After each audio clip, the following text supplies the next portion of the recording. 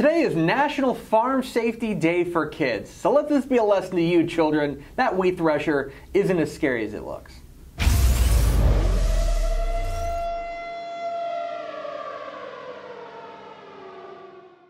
Welcome into Monday Morning Fallout in partnership with the NFHS Network, where we overreact to everything from the Texas football weekend. My name is Greg Tepper of Dave Campbell's Texas Football. Thank you for tuning in. We're going to start with the high school ranks, and is it time to panic?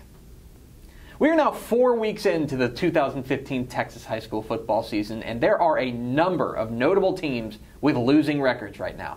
DeSoto, Galena Park North Shore, Hewitt Midway in Class 6A. He dropped down to Class 5A. Fort Bend Ridge Point is now 1-3. Abilene Cooper has a losing record. In 4A, Graham, Gladewater, Tatum all have losing records. Newton, Wellington in the small school ranks. Centerville, Tenaha is winless. In the six-man ranks, Water Valley all have losing records after 4 weeks. What do we make of this? Is it time to panic? I don't think so. On Fox Football Friday, powered by DCTF, our show on Fox Sports Southwest, Coach Ken Purcell, the other analyst on the show, is very fond of saying that there's 3 seasons. There's the non-district season, the district season, and the playoffs. And right now, most of these teams, I would reckon to say almost all of them, are in that first season, where you're still trying to figure everything out. All you want to see is incremental improvement. Now, I think it's important for teams to get at least 1 or 2 wins under their belt before they hit district play, just so they know what it feels like, so they have that kind of confidence going into district play. But nobody likes that ugly 1-3 record. I just need to see incremental improvement from these squads. I still think there's a chance for them to turn it around and do big things this year, but we got to start seeing movement forward. District 25-5A, arguably the best district in the state. You've got Cedar Park, you've got Austin Vandegrift, you've got Georgetown, who lost to Leander. What's going on in District 25-5A? We thought we had these teams up at the top that were going to duke it out. And then we thought we had these kind of also-rans. But if Leander is going to insert itself into the district conversation, that changes the entire spectrum of what is the most competitive district in Texas. Just keep an eye out for these sleepers in these districts that you may not be paying attention to. 1 or 2 wins, and they could spoil everything. 5 teams that impressed me over the weekend. We start with Bremond. Great win over Mart this week. The Tigers look like they are rolling en route to what could be another title caliber year. Euless Trinity gets a nice win over Galena Park North Shore. That running game continues to churn. What about Cibolo Steel? They go on the road on a neutral site at Mary Hardin Baylor and bring home a nice win over DeSoto. Great win for the Knights. San Angelo Central goes on the road to Wolfforth and gets a big win over Wolfforth Friendship. What was most impressive to me about this one? The fact that they did it with defense. That is very, very encouraging for the Bobcats. And finally, what about Bishop Dunn? Dallas Bishop Dunn beats Dallas Roosevelt 90-0 in one of the craziest box scores you will ever see. Those are just 5 teams that impressed me this weekend. On to the college ranks, where now we have the biggest question that we didn't think we'd be asking. Is Texas Tech for real? Texas Tech went on the road and got a fantastic win over Arkansas in Hog Country.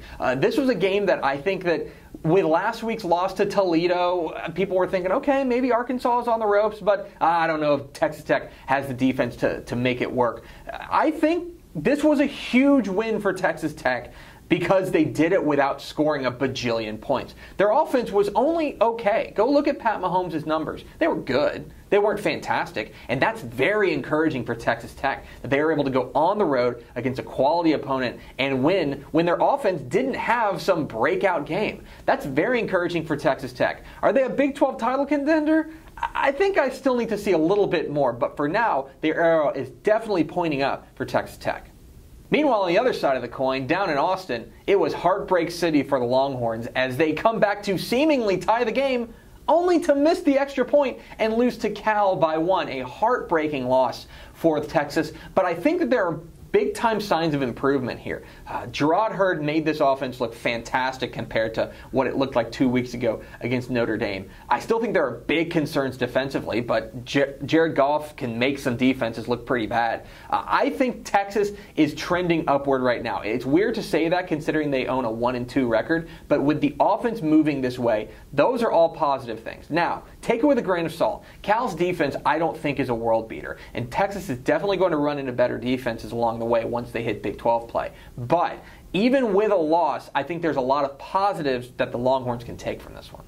5 players that impressed me this week. What about Kyle Allen, the quarterback for Texas A&M? He was fantastic. Threw for 4 touchdowns, ran for another one. He is rolling right now along with that Aggies offense. What about the entire Rice offense? Give a lot of credit to them. They completely dominated North Texas this week, especially time possession-wise. Very impressed. I believe they ran something like 90 plays this week. That is ridiculous. How about TCU wide receiver Josh Doxson? TCU was a little bit up and down in this game against SMU, but Josh Doxson was for real. 5 catches, 171 yards, and 2 touchdowns. Big win for TCU to take home the Iron Skillet. What about UTEP quarterback Ryan Metz, leading the Miners back up from the brink of a loss to rival New Mexico State? He throws for the game for a touchdown to bring the game within reach, then scores a rushing touchdown to tie it, and then throws the game winner in overtime. Big win for the Miners thanks to quarterback Ryan Metz. And of course, we cannot leave out Tech wide receiver Reginald Davis. 2 receiving touchdowns. The former Tennehaw quarterback turned wide receiver had a big game for the Red Raiders.